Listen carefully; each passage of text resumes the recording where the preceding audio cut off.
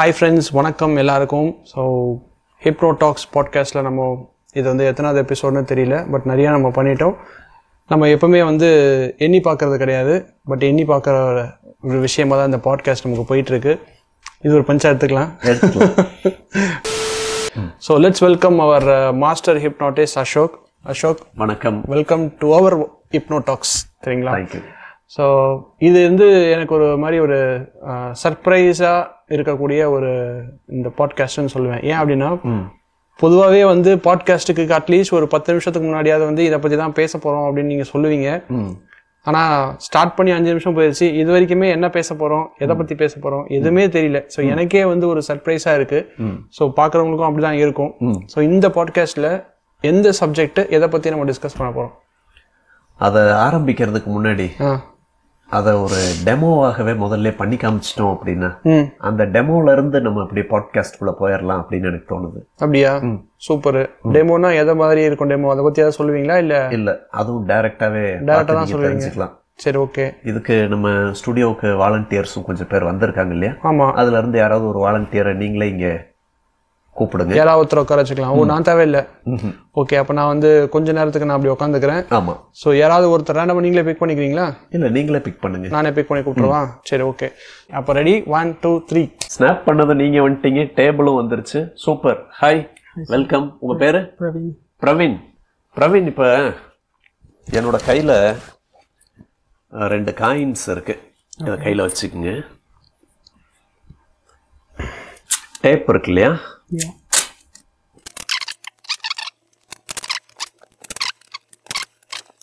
ஒரு காயின் எடுத்துக்கலாம். நல்ல சாலிடா இருக்கக்கூடிய காயின் இல்லையா பிரவீன்? இதை நான் இங்க என் கண்ணு மேல வச்சு க்ளோஸ் பண்ணிட்டேன். ஓகே. பிரவீன், நீங்க என்ன பண்ணுங்க, ஒரே ஒரு பீஸை எடுத்து இப்படி கிராஸா ஒட்டிடுறீங்களா? எனக்கு இப்படி கிராஸா ஒட்டிடுங்க. ஒட்டியாச்சா? ஓகே. பிரவீன், அங்க இங்க நிறைய ஆப்ஜெக்ட்ஸ் இருக்கு இல்லையா? இங்க இருக்கக்கூடிய ஆப்ஜெக்ட்ஸ்ல ஏதாவது ஒரு ஆப்ஜெக்டை உங்க கையில உங்களால எடுக்க முடியுமா? ஓகே. பிரவீன், நீங்க என்ன ஆப்ஜெக்ட் எடுத்திருக்கீங்கன்னு எனக்கு தெரியுமா? நீங்க எடுத்திருக்கக்கூடிய ஆப்ஜெக்ட் ரூபிக்ஸ் கியூப் அப்படின்னு நான் சொன்னேன் அப்படின்னா நீங்க ஆச்சரியப்படுவீங்களா? சூப்பர். ஓகே. பிரவீன், அந்த கியூப் நல்ல சால்வ்டு கியூப் தானே? நீங்க இப்போ அந்த கியூப் அப்படி கையில வச்சிருக்கீங்க. அந்த கியூபோட டாப் சைடுல ரெட் கலர் இருக்கு அப்படின்னு சொன்னா ஆச்சரியப்படுவீங்களா பிரவீன்? எப்படி சொல்றீங்க? Red colour. ஓகே. இப்போ அது சால்வ்டு கியூப் இல்லையா? அந்த சால்வ்டு கியூபை நீங்க நல்லா மிக்ஸ் பண்ண முடியுமா? நல்லா மிக்ஸ் பண்ணித்தாங்க. டேபிளுக்கு கொஞ்சம் மேலே கூட ஏற்றிக்கிறதா ஏற்றிங்க. கீழே வச்சுருந்தீங்கன்னா கேமராக்கு எல்லாருக்கும் தெரியட்டும் நீங்கள் மிக்ஸ் பண்ணுறது.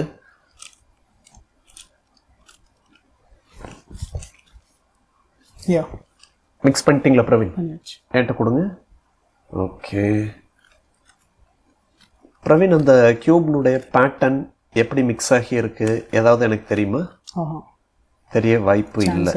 கரெக்ட். பிரவீன், நீங்க கியூப் சால்வ் பண்ணுவீங்களா? கியூபரா நீங்க? இல்ல. வழக்கமா ஒரு கியூபை சால்வ் பண்ணணும் அப்படின்னா அதுக்கு எவ்வளவு டைம் ஆகும்னு நினைக்கிறீங்க மிஸ்டர் பிரவீன்?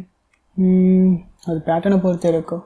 எந்த அளவுக்கு காம்ப்ளெக்ஸாக இருக்கோ அந்த அளவுக்கு டைம் ஆகும். ஓகே. அது எந்த அளவுக்கு காம்ப்ளெக்ஸாக இருக்கோ அந்த அளவுக்கு டைம் ஆகும். அது பேட்டர்னை பொறுத்து அப்படின்னு நீங்கள் சொல்லியிருக்கீங்க. ஓகே. இப்போ நான் என்ன பண்ணிகிட்டு இருக்கேன் அப்படின்னா இந்த கியூபை சால்வ் பண்ணுறதுக்கு ட்ரை பண்ணிகிட்டு இருக்கேன். பிரவீன், இப்போ கியூப் கேமராக்கு தெரியற மாதிரி இருக்கா இல்லை டேபிள் எதுவும் மறைச்சிருக்கா? தெரியுதா? ஓகே.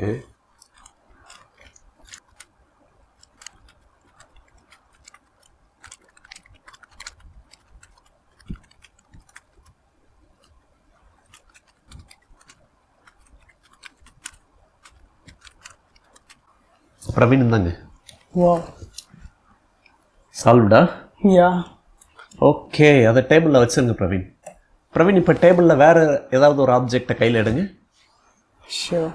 பிரவீன், உங்களுக்கு பிளேயிங் கார்ட்ஸ்னால் ரொம்ப பிடிக்குமா? அப்படியா? பிளேயிங் கார்ட்ஸ் தான் எடுத்தீங்களா? ரைட். கார்ட்ஸை ஓப்பன் பண்ணுங்க பிரவீன். ஓகே. ஷஃபிள் பண்ணுறதுன்னா ஷஃபிள் பண்ணுங்க.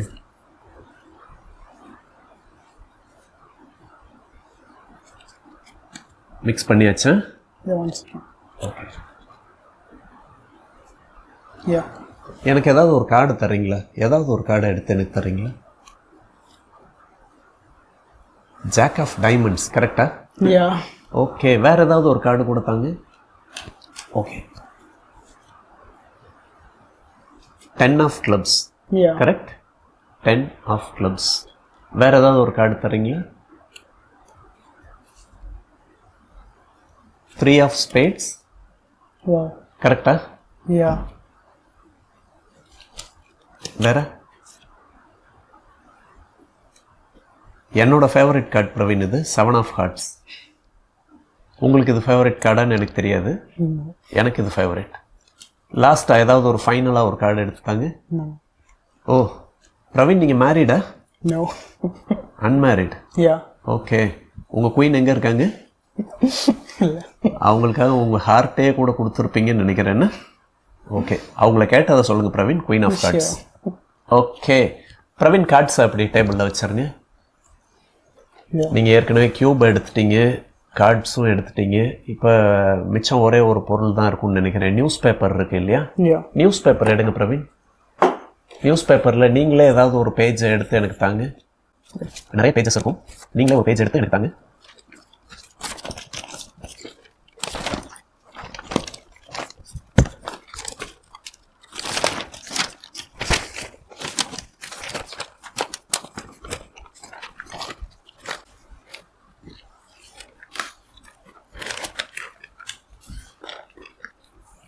Army engineers on the job to secure Budamaru breaches. Wow. Correct? Yeah. Correcta? Yeah. Camera கூட அதை பார்க்கறதுனா பார்த்துக்கலாம். Right? Yeah. கரெக்டா Praveen? Yeah, correct. Thank you. Thank you Praveen, இந்த எக்ஸ்பெரிமெண்ட்ல வந்து நீங்க கலந்துக்கிட்டதுக்கு. Thank you so much. Thank you.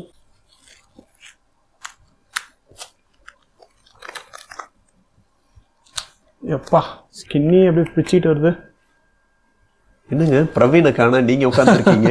இதுதான் நம்மளோட மேஜிக். அப்படியா? சரிங்களா? ஸ்னாப் பண்ணதும் பிரவீன் வந்தாரு, ஸ்னாப் பண்ணதும் அவர் மறைஞ்சிட்டாரு. ஓ பட் அதை விடுங்க, இது எப்படி பண்ணீங்க? நல்லா பண்ணீங்களா? கண்டிப்பாங்க, அஃப்கோர்ஸ் நல்லா பண்ணாரு. ஸோ உங்களுக்காக கண்டிப்பாக கை தட்டணும். தேங்க்யூ. ஓகே, ஸோ டெமோ காமிச்சிங்க, கிட்டத்தட்ட எங்க வரீங்க அப்படின்றது தெரியுது. பட் இருந்தாலும் பாக்குற நம்ம வியூவர்ஸ்க்காக என்ன டாபிக் இந்த பாட்காஸ்ட்ல நம்ம டீட்டெயிலா எதை பத்தி பேச போறோம் அப்படிங்கறதையும் சொல்லிருங்க. ஒரு 10 வருஷத்துக்கு முன்னாடி 2015 ரொம்ப பீக்ல இருந்த ஒரு விஷயம் என்னன்னா மிட் பிரெயின் ஆக்டிவேஷன் அப்படின்னு ஒரு கோர்ஸ் நடந்தது. அது நிறைய சர்ச்சைகளை ஏற்படுத்துச்சு. அதை நிறைய பேர் எக்ஸ்போஸ் பண்ண ஆரம்பிச்சாங்க. அது ஒரு ஏமாற்று வேலை அப்படின்லாம் சொல்ல ஆரம்பிச்சாங்க. அதனால அது அப்படியே காணாம போனது. 10 வருஷம் கழிச்சு இப்ப 2025 மறுபடியும் புதுசா ஆரம்பிச்சிருக்கு. வேற பேர்ல நிறைய பேர்ல வருது. ஆமா, தேர்ட் ஐன்னு சொல்றாங்க. ஆமா, தேர்ட் ஐ ஆக்டிவேஷன், மிட் பிரெயின் ஆக்டிவேஷன், இந்த மாதிரி எல்லாம் சொல்றாங்க. சோ இந்த மாதிரி யாரும் பேரண்ட்ஸ் வந்து அவங்க குழந்தைங்களை அந்த மாதிரி சென்டர்ஸ் எல்லாம் சேர்த்து விடுறதுனால ஏற்படக்கூடிய ஆபத்துகள் என்னென்ன இருக்கு அப்படிங்கறத பத்தி நாம பார்க்க போறோம். ஒரு சைக்காலஜிக்கல் பாயிண்ட் ஆஃப் வியூல இந்த மாதிரி ட்ரைனிங் எடுத்துக்கக்கூடிய குழந்தைங்களுக்கு உளவியல் ரீதியாக அவங்களுடைய எதிர்காலத்துல என்னென்ன பிரச்சனைகள்லாம் ஏற்பட வாய்ப்பு இருக்கு அப்படிங்கறத நம்ம பாக்குறோம்.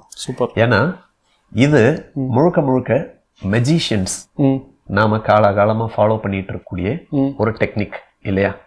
சோ இப்ப இங்க நான் பண்ணது வந்து ஒரு மேஜிக்ல உங்களுக்கும் தெரிஞ்ச விஷயம் தான், ரொம்ப வருஷமா ஃபாலோ பண்ணிட்டு இருக்கக்கூடிய ஒரு டெக்னிக். இதை நான் முதல்ல எப்ப பார்த்தேன்னா 1999 என்னோட சொந்த ஊரான திண்டுக்கல்ல PC சர்க்கார் ஜூனியர் அவருடைய மேஜிக் ஷோ நடந்தது. அந்த மேஜிக் ஷோல இந்த மேஜிக் ஒரு ஹைலைட்டடான விஷயமாக இருக்கும். நீங்களே பார்த்திருக்கீங்க. PC சர்க்கார் தன்னுடைய கண்ணை கட்டிடுவாரு. கண்ணை கட்டுறதுக்கு முன்னாடி அந்த கண்ணை கட்டக்கூடிய கருப்பு துணியை ஆடியன்ஸ் கிட்ட எல்லாம் கொடுத்து செக் பண்ண சொல்லி அவங்க கண்ணில எல்லாம் கட்டி அவங்க எங்களுக்கு எதுவுமே தெரியல அப்படின்னு கன்ஃபார்ம் பண்ணினதுக்கு அப்புறமாக இவர் தன்னுடைய கண்ணை கட்டிக்குவாரு. ஒரு சாக் பீஸை வச்சு ஆடியன்ஸ்ல இருந்து வரக்கூடிய ஆடியன்ஸ் மெம்பர் பிளாக் போர்டில் எழுதுவாங்க. PC சர்க்காரும் அதே வார்த்தையை அதே சென்டென்ஸை எழுதுவார் இல்லையா? கரெக்ட். அதை பார்த்து தான் இன்ஸ்பயர் ஆகி இந்த மேஜிக் கத்துக்கணும் அப்படின்ற ஆசை வந்தது. இது கிட்டத்தட்ட ஒரு 26 வருஷத்துக்கு முன்னாடி பார்த்த மேஜிக். எத்தனையோ ஸ்டேஜ்ல இதை நான் பெர்ஃபார்ம் பண்ணியிருக்கேன். ஆனா மெஜிஷியன்ஸ் ஃபாலோ பண்ணக்கூடிய இது ஒரு ட்ரிக். இந்த ட்ரிக் நம்ம எதுக்காக பண்றோம்? மற்றவங்களை என்டர்டெயின் பண்றோம், ஆச்சரியப்பட வைக்கிறோம், சந்தோஷப்பட வைக்கிறோம், அவ்வளவுதானே. இதுக்காக நம்ம யூஸ் பண்ணக்கூடிய இந்த ஒரு டெக்னிக்கை இன்னைக்கு பயன்படுத்தி குழந்தைங்களுடைய மிட் பிரெயினை நாங்க ஆக்டிவேட் பண்றோம். மிட் பிரெயின் ஆக்டிவேட் பண்ணா குழந்தைங்க கண்ணை கட்டி இருந்தா கூட அவங்களால என்ன பண்ண முடியும்? படிக்க முடியும். பிளேயிங் கார்ட்ஸ் என்ன அப்படிங்கறத சொல்ல முடியும். நிறைய கலர்ஸ் அவங்க கண்ணு முன்னாடி காட்டும்போது அந்த கலர்ஸ் அவங்களால ஐடென்டிஃபை பண்ண முடியும். கியூப் எல்லாம் கொடுத்தா, களைச்சு கொடுத்தா கண்ணை கட்டிக்கிட்டே சால்வ் பண்ண முடியும். அப்படியெல்லாம் நிறைய கிளைம் அதை வைக்கிறாங்க.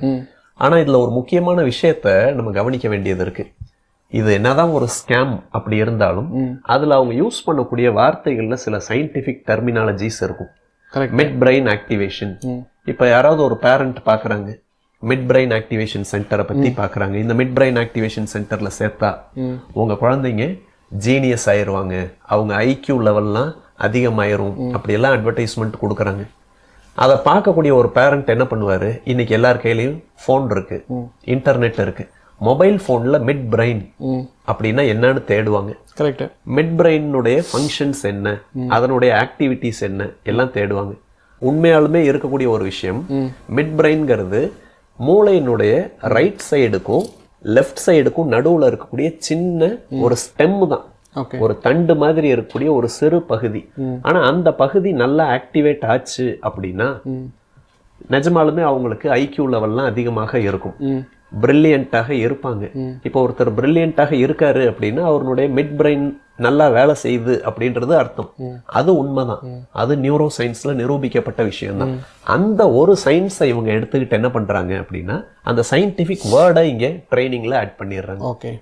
நாங்க ட்ரைனிங் கொடுக்கறோம், இதன் மூலமா மிட் பிரெயின் ஆக்டிவேட் ஆகும். மிட் பிரெயின் ஆக்டிவேட் ஆகிறதுனால உங்க குழந்தைங்க ஜீனியஸ் ஆவாங்க. இதெல்லாம் கூட ஓகே.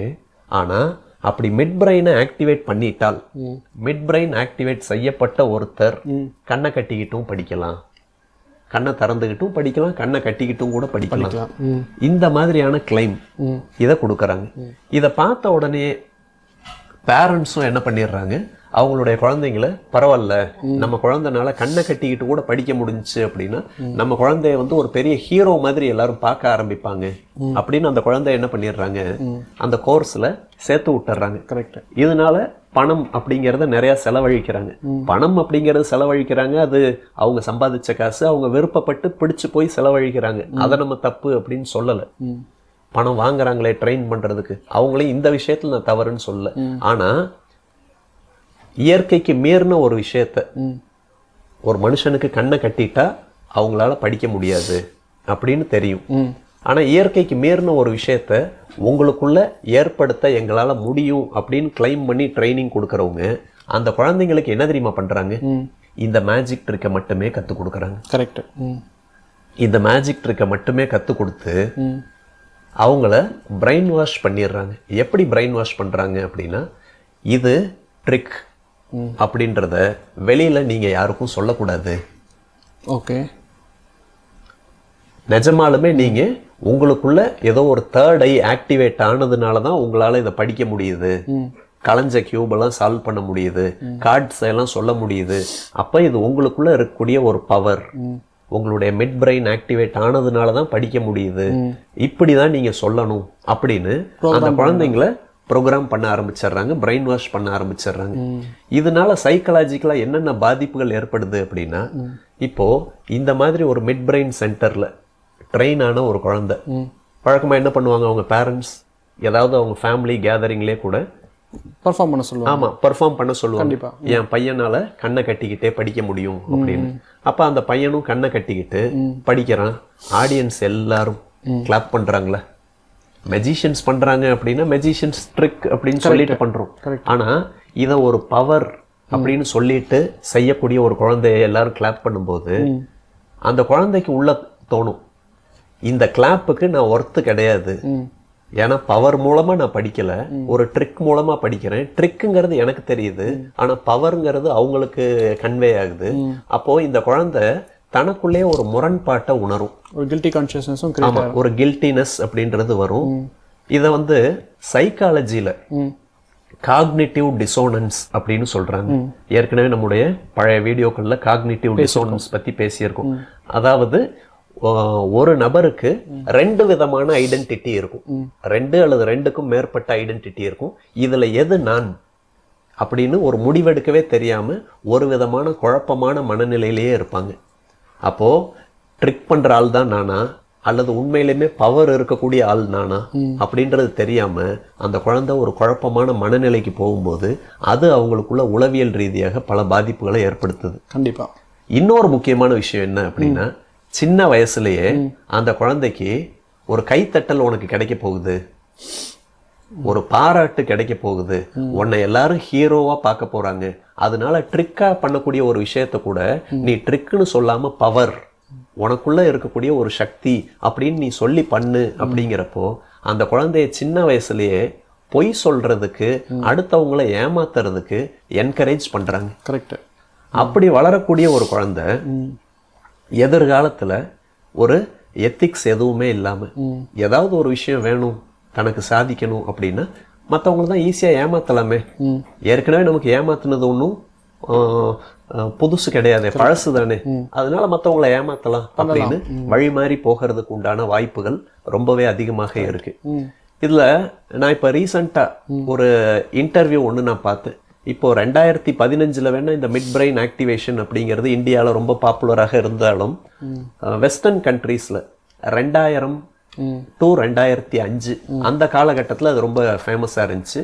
அப்புறம் நிறைய சைக்காலஜிஸ்ட் நிறைய பேர் இதை எதிர்த்ததன் காரணமாக வெஸ்டர்ன் கண்ட்ரீஸ்ல அது அந்த அளவுக்கு இல்லை. 2005ஓட அது போயிருச்சு.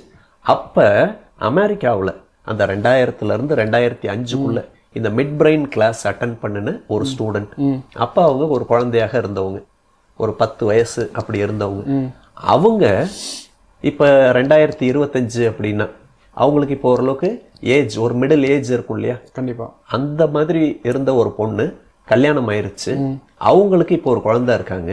அந்த மேடம் என்ன சொல்றாங்கன்னா, நான் ஏமாந்தது போதும், இப்ப என் குழந்தைய நிச்சயமா நான் மிட் பிரெயின் கிளாஸ்ல எல்லாம் சேர்த்து விட மாட்டேன் அப்படின்னு ஒரு இன்டர்வியூ கொடுத்திருந்தாங்க. அந்த இன்டர்வியூ கூட யூடியூப்ல இருக்கு, நான் பார்த்தேன். ஓகே.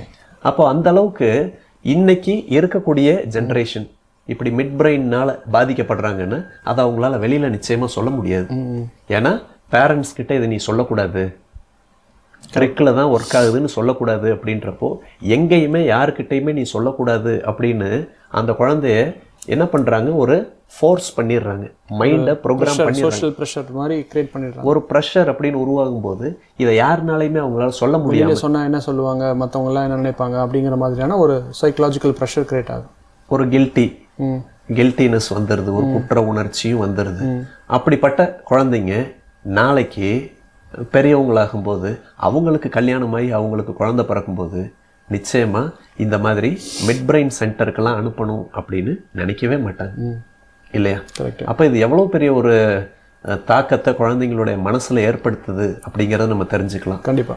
டாக்டர் நரேந்திர நாயக் அப்படிங்கிறவர் நீங்க கேள்விப்பட்டிருக்கீங்க. அவர் எத்தனையோ இடங்கள்ல இந்த மிட் பிரெயின் அப்படிங்கிறது ஒரு ஸ்கேம், மிட் பிரெயின் ஆக்டிவேஷன் அப்படிங்கிறது ஒரு ஸ்கேம் அப்படிங்கிறத அவர் சொல்றாரு. அதுக்காக மிட் பிரெயின் ஆக்டிவேஷன்ல மூளையினுடைய அந்த செயல்பாட்டை தூண்டக்கூடிய எல்லா எக்ஸசைஸுமே ஸ்கேம் அப்படின்னு நம்ம சொல்ல முடியாது. உதாரணத்துக்கு சொல்றோம் அப்படின்னா, இப்ப நீங்க வந்து ஒரு செஸ் விளையாடுறீங்க, உங்க குழந்தைக்கு நீங்க செஸ் விளையாட்டை சொல்லி கொடுக்குறீங்க. அதை அந்த கட்டங்கள்லாம் பார்த்து அந்த காயின்ஸை நகர்த்தும் போது அவங்களுக்கு அந்த அனலிட்டிக்கல் ஸ்கில்ஸ் அது எல்லாமே டெவலப் ஆகும். அப்போ அவங்களுடைய மிட் பிரெயின் அப்படிங்கிறது ஸ்ட்ரென்தன் ஆகுது அப்படிங்கிறது உண்மைதான். அப்போ மிட் பிரெயினை ஸ்ட்ரென்தன் பண்றதுக்கு எவ்வளோ விஷயங்கள் இருக்கு. ஒரு மியூசிக் கத்துக்கிறதா இருக்கலாம், அல்லது ஒரு டான்ஸ் கத்துக்கிறதா இருக்கலாம், அல்லது ஒரு டிராயிங் கத்துக்கிறதா இருக்கலாம், அல்லது ஒரு மார்ஷியல் ஆர்ட்ஸ் ஏதாவது ஒன்றுல போய் கலந்துக்கிறதா இருக்கலாம், ஏதாவது விளையாடுறதா இருக்கலாம், அல்லது அமைதியாக இருக்கிறதா இருக்கலாம், அமைதியான ஒரு சூழ்நிலையில இருக்க பழகிறதா இருக்கலாம்.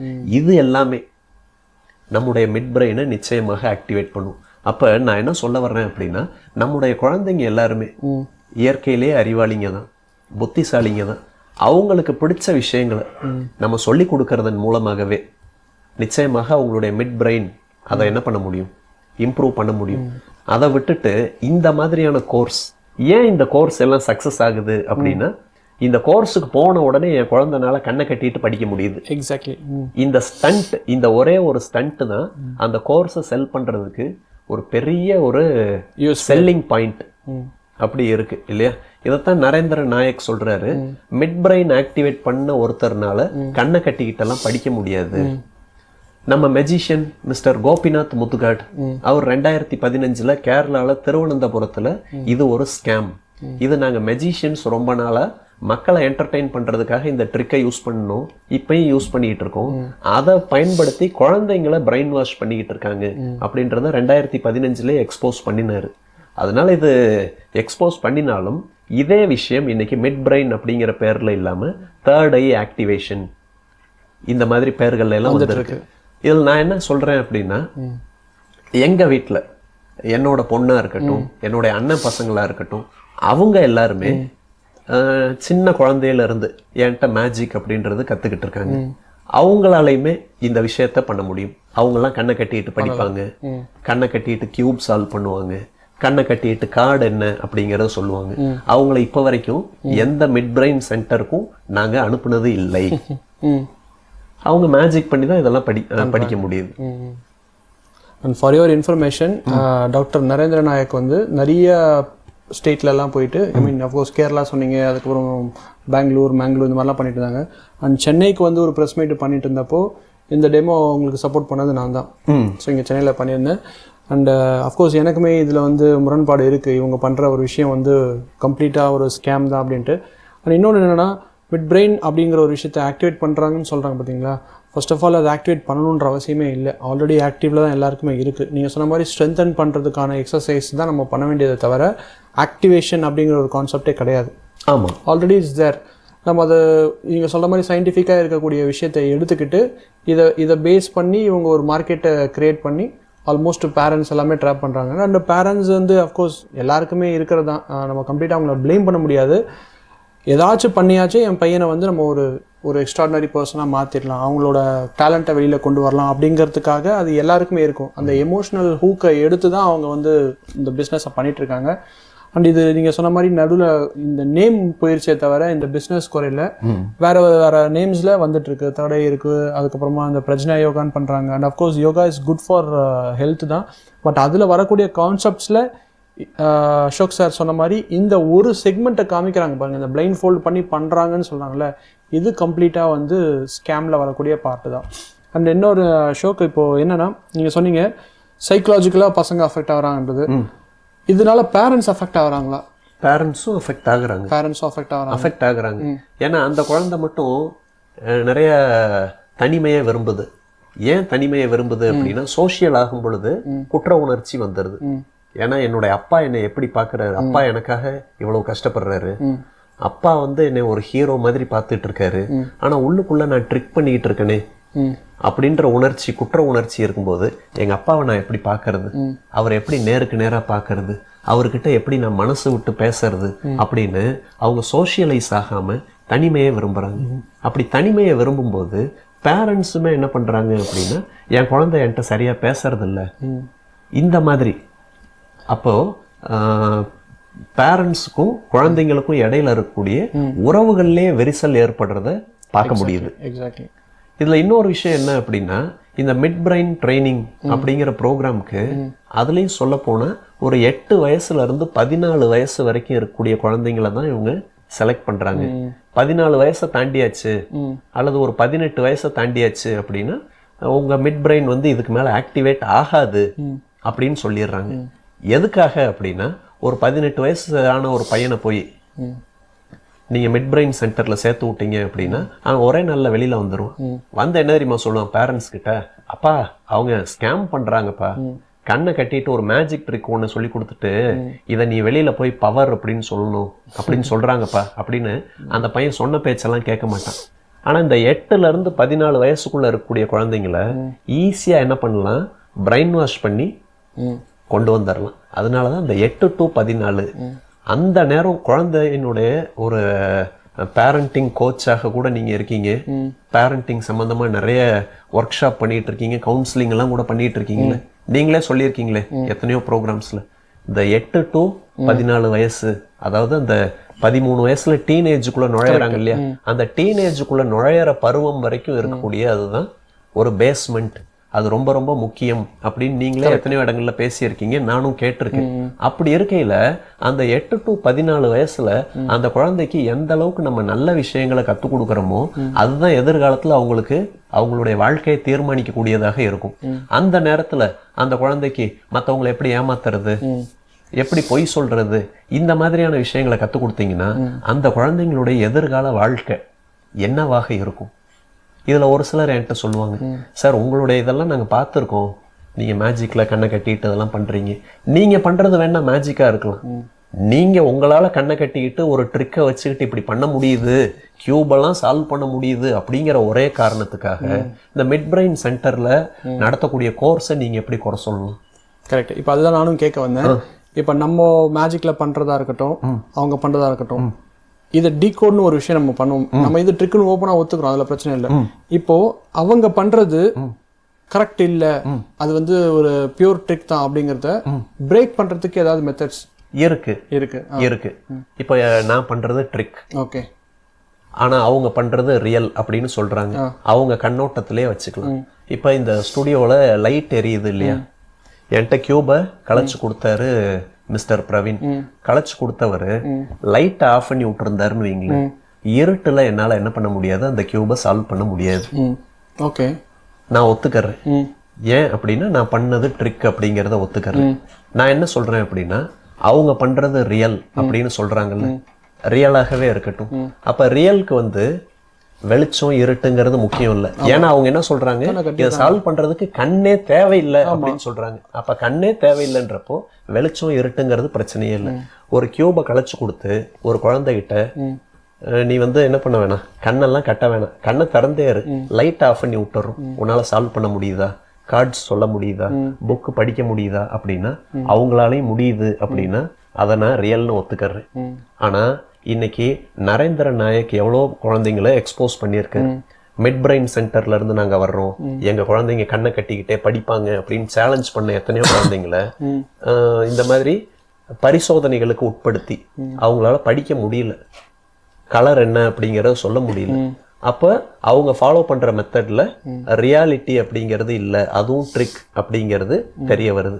அப்ப இருட்டுல இந்த எக்ஸ்பெரிமெண்ட்டை என்னால பண்ண முடியாது, நான் பண்றது ட்ரிக், அவங்களால இருட்டுல இதை பண்ண முடியுமா? இது ஃபர்ஸ்ட் கொஸ்டின்.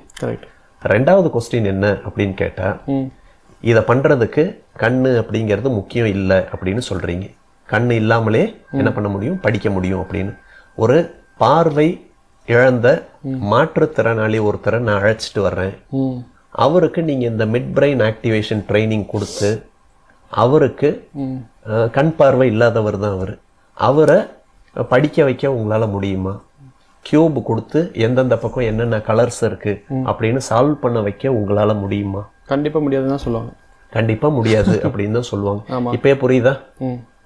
ஏன்னா இதுக்கு கண் பார்வையெல்லாம் முக்கியமே இல்லைன்னு கிளைம் பண்றவங்க கண்ணு தெரியாத ஒருத்தரை, ஒரு மாற்றுத்திறனாளியை கூப்பிட்டு வந்தா ட்ரெயின் பண்ணணும் தானே, ஆனா பண்ண மாட்டாங்க. நான் இன்னொரு விஷயம் என்ன சொல்றேன், லைட்டா ஆஃப் பண்ண வேண்டாம், ஓகே, வெளிச்சமான ரூமே இருக்கட்டும், கண்ணை கட்டிக்கிட்டு படிக்க வேண்டாம். கண்ணுக்கு எதுக்கு துணி போட்டு கவர் பண்ணிட்டு, கண்ணுக்கு கட்டக்கூடிய அந்த துணியை எடுத்துடலாம். அந்த துணியை எடுத்து புக்கை போட்டு மூடிடலாம். ஓகே, இப்ப புக்கை மூடி வச்சிருக்கோம், துணி போட்டு மூடி வச்சிருக்கோம், கண்ணு ஆனா திறந்துதான் இருக்கு. இப்ப நீங்க புக்கை பாக்குறீங்க, புக்கு மேல கருப்பு கலர் துணி போட்டு மூடி இருக்கு. இப்ப உங்களால படிக்க முடியுமா? என்னால படிக்க முடியாது, ஏன்னா நான் பண்றது ட்ரிக் அப்படிங்கறத ஒத்துக்கிறேன், அது மேஜிக். ஓகே, அவங்க ரியல் அப்படின்னு சொல்றாங்களே, இதுக்கு கண் பார்வையே தேவையில்லை அப்படின்னு சொல்றாங்க. இப்ப கண் பார்வை தேவையில்லை அப்படின்னா கண்ணவே திறந்துக்குங்க, புக்கை மூடிக்குங்களேன், துணி போட்டு மூடிக்குங்க, படிக்க முடியணும்ல அவங்களால? நிச்சயமாக அவங்களால படிக்க முடியாது. நான் என்ன சொல்றேன் அப்படின்னா, இயற்கையான விஷயங்களை இயற்கையாக தான் நம்ம பார்க்கணும். நம்ம எல்லாருமே இயற்கைக்கு கட்டுப்பட்டவங்க. அவங்க என்ன பண்றாங்க அப்படின்னா, கலர் கலர் கார்ட்ஸா கையில கொடுத்துட்றாங்க குழந்தைக்கு, கண்ணை கட்டி விட்டுறாங்க. கண்ணை கட்டிட்டு இப்ப இந்த குழந்தை பாருங்க, அந்த கலரை மூக்கு கிட்ட வச்சு முகர்ந்து பார்த்து அந்த கலரை சொல்லுவாங்களாம். அப்போ கலர் அப்படிங்கிறது கண்ணால பார்த்து மூளைக்கு அனுப்பப்பட வேண்டிய ஒன்று. அதுதானே இயற்கை. அப்ப கண்ணால பார்க்க வேண்டியதை கண்ணால பார்க்காம நாங்க மூக்கால முகர்ந்து பார்ப்போம் அப்படின்னா, அப்ப வாசனை பிடிக்க வேண்டிய ஒரு விஷயத்த நீங்க வாசனையெல்லாம் பிடிக்க கூடாதுங்க.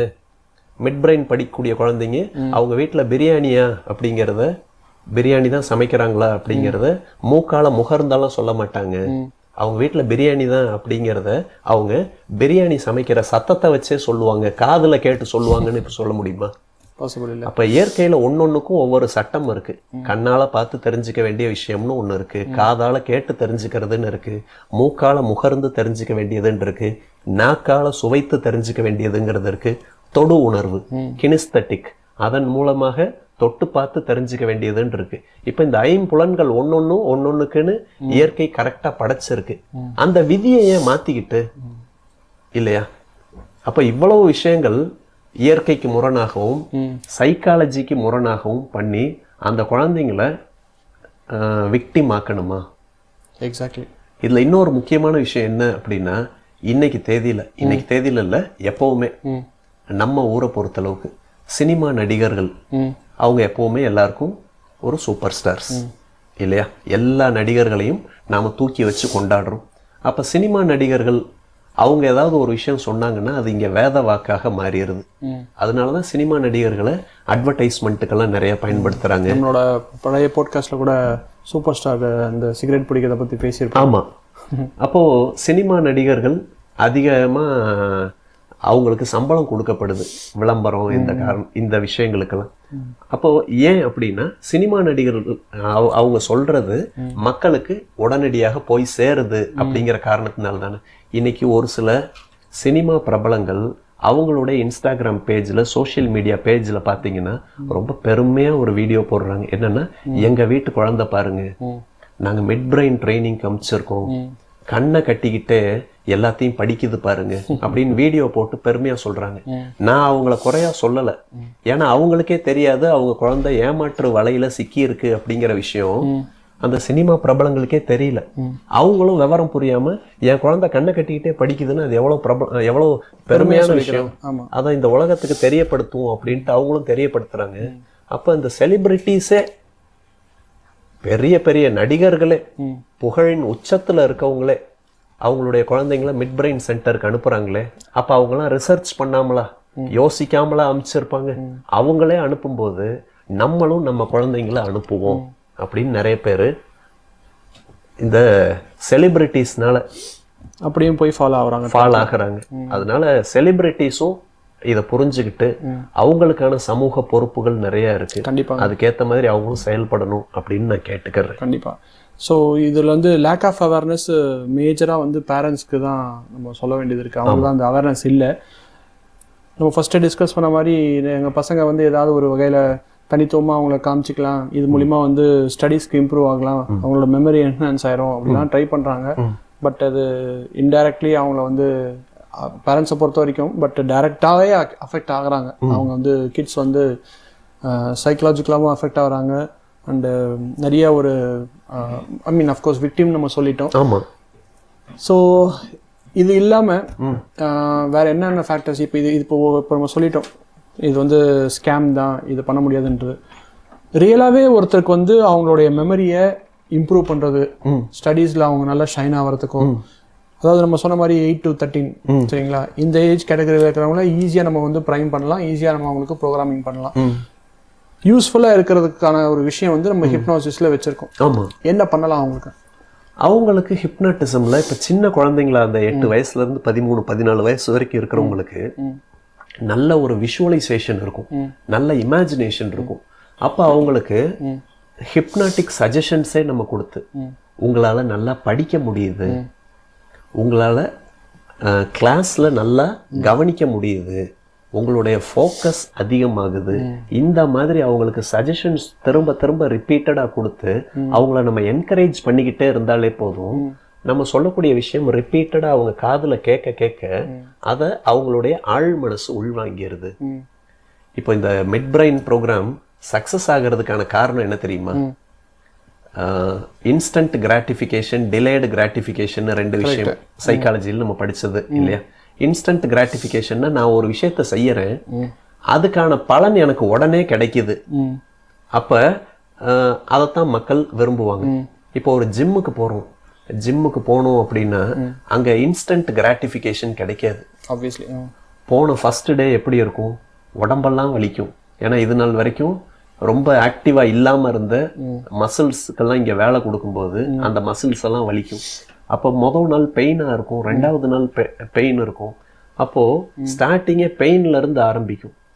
இதை வந்து டிலேடு கிராட்டிஃபிகேஷன் சொல்றோம். ஆரம்பம் கொஞ்சம் பெயினாக இருந்தாலும் போக போக போய் முடியற இடம் ப்ளஷரா இருக்கும். ஆனா இன்ஸ்டன்ட் கிராட்டிஃபிகேஷன்ல எடுப்புலயே ப்ளஷர்ல ஆரம்பிப்பாங்க. ப்ளஷர்ல ஆரம்பிச்சு போக போக பெயின்ல முடியும்.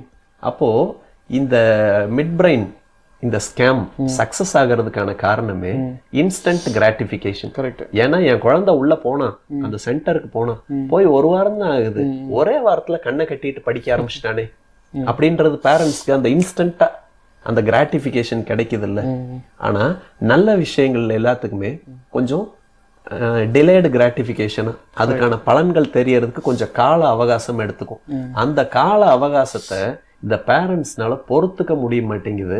அதனால இந்த மாதிரி சில ட்ராப்ல போய் அவங்க மாட்டிடுறாங்க. அதனால இன்னைக்கு எவ்வளவோ கோர்சஸ் இருக்கு. இப்ப குழந்தைங்கலாம் பாத்தீங்க அப்படின்னா அபாக்கஸ்க்கெல்லாம் போறாங்க பாத்தீங்களா, அந்த குழந்தைகள் நான் பாக்குறேன் ரொம்ப ஸ்மார்ட்டா அவங்களுடைய அந்த மேத்தமேட்டிக்கல் ஸ்கில்ஸ் அப்படிங்கிறது இம்ப்ரூவ் ஆகி இருக்கு. அதுக்கு அந்த ஒரு கிட்டு மாதிரி ஒன்று கொடுத்துருக்காங்கல்ல, அந்த கட்டை மாதிரி, அந்த கட்டையில இருக்கக்கூடிய பாசிகளை மட்டுமே நகர்த்தி நகர்த்தி நகர்த்தி நகர்த்தி கணக்கு போட்டுக்கிட்டு இருக்காங்க. ஒரு குறிப்பிட்ட காலத்துக்கு அப்புறம் நான் இன்னைக்கு ஒரு பையன்ட்ட, அபாக்கஸ் தெரிஞ்ச பையன்ட்ட பார்த்து அந்த பையன்ட்ட கேட்குறேன், ஒரு 3 டிஜிட் நம்பர், ஒரு 2 நம்பர் சொன்னேன். அது என்ன நம்பர்னு எனக்கு ஞாபகம் இல்லை. ஒரு எக்ஸாம்பிளுக்கு 383 × 485 ஆன்சர் சொல்லுப்பா அப்படின்ற.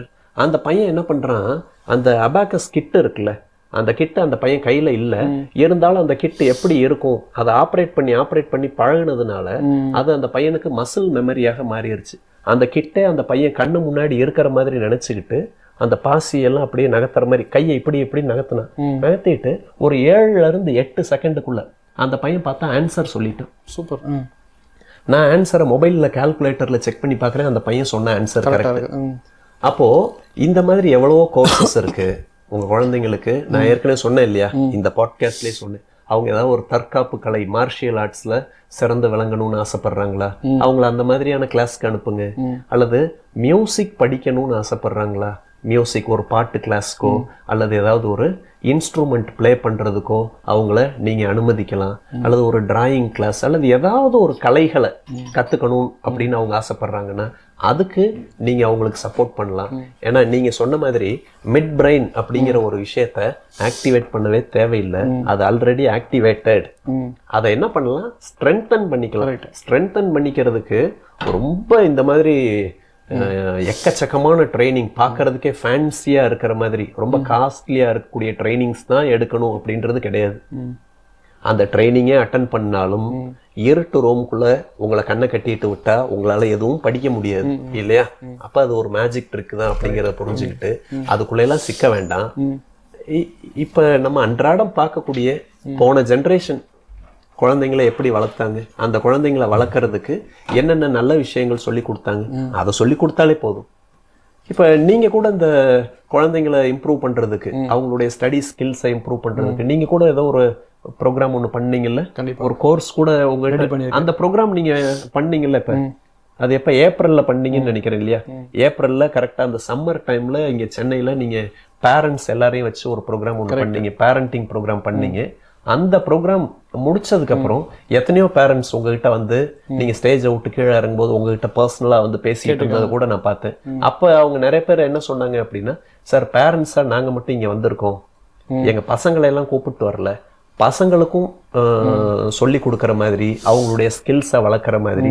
எனக்கு ஒரு விஷயம் அங்க அந்த மேடையில் நீங்க பேசுனதுல ஒரு விஷயம் பிடிச்சிருந்துச்சு. என்னன்னா, நீங்க எந்த ஒரு சூடோ சயின்ஸுக்கும் இடம் கொடுக்காம அந்த ஒரு அறிவியல் மனப்பான்மை எல்லாருக்கும் வரணும் அப்படிங்கிற ஒரு விஷயத்த அந்த இடத்துல தூக்கி பிடிச்சிங்க. அது நிறைய பேருக்கு பிடிச்சிருந்துச்சு. இந்த மாதிரி ஸ்கேம்ல எல்லாம் போய் சிக்காதீங்கிற விஷயத்த நீங்க அங்கேயே சொன்னீங்க. நிறைய பேரண்ட்ஸ் வந்து சொன்னாங்க, சார் உங்களுடைய அப்ரோச் ரொம்ப பிடிச்சிருக்கு, எங்க குழந்தைங்களை அவங்களுடைய ஸ்கில்ஸை நாங்க இம்ப்ரூவ் பண்ணணும், அவங்களுடைய அந்த பிரெயின் பவர் அப்படிங்கிறது அதிகமாகணும். ஆனா நீங்க சொல்ற மாதிரி சயின்டிபிக்கான வழிகள்ல இம்ப்ரூவ் ஆகணும், அது அந்த குழந்தைக்கு எந்த விதமான சைக்கலாஜிக்கலான பாதிப்புகளையும் ஏற்படுத்திடாம கொண்டு வரணும். அதுக்கு நீங்க ஏதாவது ஒரு கோர்ஸ் பண்ணுங்களேன், கோர்ஸ் ஏதாவது ஒன்று கிரியேட் பண்ணுங்களேன் அப்படின்னு சொன்னாங்க இல்லையா? அது கிரியேட் பண்றதுக்கு எனக்கு கொஞ்சம் டைம் ஆகும் அப்படின்னு சொன்னாங்க. அப்படின்னு நீங்க சொன்னீங்க இல்லையா? அப்போ ஏப்ரல்ல அது சொன்னாங்க, இப்போ ஆகஸ்ட் ஆயிடுச்சு இல்லையா? என்ன கண்டிஷன்ல இருக்கு இப்போ அந்த கோர்ஸ்? கரெக்டான டைம்ல தான் நீங்க கேட்டிருக்கீங்க. அந்த கரெக்டான டைம்ல தான் இந்த கான்செப்டை நம்ம எடுத்திருக்கோம். அண்ட் அஃப்கோர்ஸ் இந்த மிட் பிரெயின் ஆக்டிவேஷன் இது ஸ்கேம் அப்படிங்கிறதுக்கு எக்ஸ்போஸ் பண்றதுக்கான ஒரு எக்ஸ்க்ளூசிவ் கோர்ஸே நான் ரெடி பண்ணியிருக்கேன். சரிங்களா? இது இப்போ நீங்க பெர்ஃபார்ம் பண்ணது மாதிரி எந்த மாதிரிலாம் பெர்ஃபார்ம் பண்ணலாம், எந்த மாதிரி பண்றது எல்லாமே வந்து ஸ்கேம் தான். அங்க ஆக்சுவலா மிட் பிரெயின் ஆக்டிவேஷன்ஸ்குள்ள என்ன நடக்கும், இன் அண்ட் அவுட் இதை பத்தின விஷயம் பேரண்ட்ஸ்க்காக எக்ஸ்க்ளூசிவா ஒரு கம்ப்ளீட் கோர்ஸ் வந்து ரெடி பண்ணியிருக்கேன். சரிங்களா? ஓகே. இது மட்டும் இல்லாம வெறும் இந்த டீபங்க் பண்ணி மட்டும் ஒன்றும் பிரயோஜனம் இல்லை. ஆல்ரெடி நிறைய யூடியூப்ஸ்ல எல்லாமே நல்லா ரிவீல் பண்ணியிருக்காங்க. அதோட நம்மளோட டார்கெட் அது இல்லை. இது என்னன்றது ஃபர்ஸ்ட் தெரிஞ்சுக்கணும். பேரண்ட்ஸ் வந்து அவேரா இருக்கணும். அது மட்டும் இல்லாம உண்மையிலேயே அவங்களுடைய கிட்ஸுக்கு வந்து யூஸ்ஃபுல்லான ஒரு விஷயம் கொடுக்கணும் அப்படிங்கிற ஒரு தாட்ல தானே இதுல போறாங்க. அந்த ஒரு விஷயம் போகணுங்கிறதுக்காக அண்ட் அஃப்கோர்ஸ் உங்களோட சப்போர்ட் அதில் தேவைப்படுது. ஸோ ஒரு சின்னதாக ஒரு ஹிப்னோசிஸ் ப்ரோக்ராம், சரிங்களா, எக்ஸ்க்ளூசிவாக அந்த கோர்ஸ்குள்ளேயே ரெடி பண்ணியிருக்கோம். இது கொடுக்கறதுனால ஆப்வியஸ்லி ஃபர்ஸ்ட் வந்து அவங்க ஒரு கான்ஃபிடண்டான ஒரு பர்சனாக இருப்பாங்க. அவங்களுடைய பிரெயினோட கெப்பாசிட்டியை நம்ம ஸ்ட்ரென்தன் பண்ணலாம், இன்க்ரீஸ் பண்ணலாம். அண்ட் ஸ்டடீஸ் அஃப்கோர்ஸ் அவங்களோட மெமரி வந்து இம்ப்ரூவ் பண்ணுறது மூலிமா ஸ்டடீஸும் அவங்க வந்து பூஸ்ட் பண்ணுறதுக்கான ஒரு விஷயமா இருக்கும். அண்ட் ஒரு நல்ல ஒரு ஹோலிஸ்டிக்கான ஒரு லைஃப் சின்ன வயசுலேருந்தே, லைக் இந்த 8 to 13 நம்ம சொன்னோம்ல, ஆப்வியஸ்லி 14 கூட வச்சுக்கலாம். ஸோ இந்த ஏஜ்ல எந்த மாதிரியான ஒரு ப்ரோக்ராம் வந்து அவங்களுக்கு கொடுக்கும்போது அவங்களுடைய லைஃப் பெட்டர்மெண்ட்டுக்கு யூஸ்ஃபுல்லாக இருக்கும் அப்படிங்கிறதுக்கான ஒரு கஸ்டமைஸ்டு ஒரு ஹிப்னாட்டிக் ஸ்கிரிப்ட்ஸை இன் டீட்டெயிலாக கொடுத்துருக்கோம் ப்ரோக்ராமில். சூப்பர். ஸோ அப்போ நீங்கள் கொடுத்துருக்கூடிய இந்த ப்ரோக்ராம் குழந்தைங்களை எம்பவர் பண்ணுமே தவிர எந்த வகையிலையும் அவங்கள சைக்கலாஜிக்கலா பாதிப்பை ஏற்படுத்தக்கூடிய அந்த மிட் பிரெயின் ஸ்கேம் மாதிரி நிச்சயமாக இருக்காது. கண்டிப்பா இருக்கு. அப்படிங்கிறது ஸ்கேம் பத்தின டீடைல்ஸ் கம்ப்ளீட்டா அதுல சொல்லியிருக்கேன். அண்ட் எல்லாருமே கேட்பாங்க, இது வந்து நீங்க ஏன் இதை பண்ணணும் அப்படின்னு கேட்பாங்க. பிகாஸ் நான் தான் பண்ணணுன்றதுக்கான ரீசனிங் நான் சொல்றேன். நான் வந்து சென்னையில் உங்களுக்கு தெரிஞ்சிருக்கும், சுனாமி வந்த டைம் ஃபர்ஸ்ட் டைம். ஸோ கண்ணை கட்டிட்டு சென்னையில் நான் வந்து பைக்கை ரைட் பண்ணியிருக்கேன். 2005 நீங்க ரைட் பண்ணீங்க. 2004 டிசம்பர் 26 சுனாமி வந்தது. அந்த டைம்ல நீங்க ஒரு பைக் ஸோ அப்போ ஆரம்பிச்ச விஷயம். அதுக்கப்புறமா நீங்க சொன்ன மாதிரி என்னோட ஜேர்னியில் நிறைய பிளைண்ட் ஃபோல்ட் ஆக்ஸ் நான் பர்ஃபார்ம் பண்ணியிருக்கேன், என்னோட ஃபேவரெட்டு. ஸோ அது மட்டும் இல்லாமல் நான் கண்ணை கட்டிட்டு பண்ணக்கூடிய சாதனைகள் எல்லாமே யூடியூப்ல இருக்கு ஆல்ரெடி. அதோட வீடியோஸும் எல்லாமே போட்டு இதோட மெத்தட்ஸ் எப்படி ஒர்க் ஆகுது, என்ன பண்றாங்க, ஏன் இது ஸ்கேம், இதை பத்தின இன்டெப்தான டீடைல்ஸ் எல்லாமே கொடுத்துருக்கோம். கம்ப்ளீட்டா இது வந்து ஒரு யூஸ்ஃபுல்லான ஒரு பேக்கேஜ் இருக்கும். நான் சொன்ன மாதிரி கோர்ஸை வந்து அவங்க எக்ஸ்போஸ் பண்றது மட்டும் இல்லாம ஒரு வேல்யூபிளான ஒரு விஷயமும் டேக் அவே இருக்கணும்ல, அதுதான் மெயின் திங். சூப்பர். இது கத்துக்குங்க இன்ஸ்டெட் ஆஃப் அதுக்கு நீங்க பண்ணணும். ஸோ தேர்ட் ஐ அப்படிங்கிற ஒரு கான்செப்ட் டோட்டலா இல்லவே இல்லை. அப்படி இருந்ததுன்னா இந்த வேர்ல்டு வந்து வேற எங்கேயோ இருந்திருக்கும். So super. வேற ஏதாவது ஷேர் பண்ணுமா? உங்களோட இந்த கோர்ஸ் எல்லாமே முழுக்க அங்க நீங்க சொல்லி கொடுக்கக்கூடிய விஷயங்கள் எல்லாமே சயின்டிபிக்கலி ப்ரூவனான விஷயங்கள் மட்டும்தான் சொல்லி தரீங்களே தவிர சூடோ சயின்ஸ் எதுவுமே அங்க இருக்காது அப்படிங்கறதையும் மக்களுக்கு ஒரு வாக்குறுதியாக கொடுத்துடலாமா? கண்டிப்பா கொடுத்துடலாம். ஏன்னா பார்க்கக்கூடியவங்க இவருடைய கோர்ஸை நான் பார்த்தேன், ஏதோ ஒரு எதிர்பார்ப்புல போனேன், ஆனா உள்ள போன எதிர்பார்த்த மாதிரி இல்ல அப்படின்ற மாதிரி யாரும் டிசப்பாயிண்ட் ஆயிடக்கூடாது. அண்ட் ஆஃப் கோர்ஸ் எல்லாருக்குமே யூஸ்ஃபுல்லா இருக்கக்கூடிய ஒரு கோர்ஸ் தான். இன்னொரு விஷயம், இது வந்து கம்ப்ளீட்டா ரெக்கார்டட் கோர்ஸா நான் கொடுக்குறேன். ஏன்னா நிறைய பேர்னால வர முடியல, வேற இடத்துல இருந்து வந்து இந்த ஒரு பேரண்டிங்கான ஒரு விஷயத்துல அட்டென்ட் பண்ணுன்றதுக்கான பாசிபிலிட்டி குறைஞ்சிட்டே வருது. அண்ட் இன்னைக்கு வேர்ல்டு எக்ஸ்பேண்ட் ஆகிறதுனால இது எல்லாமே ஆன்லைன்ல நம்ம கொடுத்துடலாம் அப்படிங்கிறதுக்காக தான் இந்த கோர்ஸ் கொடுத்துருக்கோம். So it is like easily accessible and half course ஈஸியா எல்லாருக்கும் போய் ரீச் ஆகும். ஓகே. அப்ப உங்களுடைய அந்த கோர்ஸ் நீங்க ரெடி பண்ணிருக்கக்கூடிய கோர்ஸ் எல்லாருக்கும் யூஸ்ஃபுல்லா இருக்கக்கூடிய கோர்ஸ், அதனுடைய லிங்கை இந்த வீடியோ டெஸ்கிரிப்ஷன்ல நான் கொடுத்துறவா? தாராளமா. நிச்சயமாக நம்முடைய நேயர்கள் அதை பயன்படுத்தி கண்டிப்பா பலன் அடையட்டும். கண்டிப்பா. சூப்பர். டீட்டெயிலாக எக்ஸ்பிளைன் பண்ணதுக்கு thank you so much Ashok. Thank you. So சொல்லுங்க, கடைசியா நேயர்களுக்கு சொல்ல வேண்டிய விஷயத்த நான் சொல்லிடுறேன். அதுக்கு முன்னாடி நீங்க ஏதாவது சொல்லணும்னு சொல்லிடுங்க. ஓகே. ஸோ பாட்காஸ்ட் நல்லா போயிருக்கும்னு நினைக்கிறேன். ஆல்மோஸ்ட் நாங்கள் இப்போ பண்ணக்கூடிய பாட்காஸ்ட் எல்லாமே ரொம்ப ஒரு ஷார்ட் வெர்ஷனாக தான் நாங்கள் ட்ரை பண்ணிட்டு இருக்கோம். பிகாஸ் நிறைய பேர் வந்து நிறைய வேலையில் இருக்கிறதுனால எங்களோட பாட்காஸ்ட்டுக்கு ரொம்ப டைம் இருந்ததுன்னா எங்களுக்கு கொஞ்சம் பாட்டாக பார்க்குறதா இருக்குது. ஸோ ஒரு டைம் மிஸ் பண்ணிடுவோம் அப்படின்ற மாதிரினால நாங்கள் குறைச்சிக்கிட்டோம். மேபி இந்த ஒரு பாட்காஸ்ட் தான் கொஞ்சம் டைம் எக்ஸ்டெண்ட் பண்ணி பண்ணியிருக்கோம்னு நினைக்கிறேன். ஸோ அஃப்கோர்ஸ் வரக்கூடிய பாட்காஸ்ட்டில் இன்னுமே நாங்கள் ஷார்ட்டர் வெர்ஷனில் பெஸ்ட் கண்டென்ட்டாக கொடுக்குறோம். And thank you so much Ashok. நீங்கள் எப்போவுமே வழக்கம் போல் சொல்கிற விஷயத்தை நீங்கள் சொல்லிடுங்க நம்மளுடைய வியூவர்ஸ்க்கு. நம்முடைய வியூவர்ஸ்க்கு கடைசியாக சொல்லக்கூடிய விஷயம், யாரெல்லாம் எஸ்எஸ்எல்சி கம்ப்ளீட் பண்ணலையோ அதை உடனடியாக கம்ப்ளீட் பண்ணிடுங்க. இங்கே நாம் சொல்லக்கூடிய எஸ்எஸ்எல்சி அப்படிங்கிறது subscribe, share, like and comment. Comment. Thank you. Thank you so much.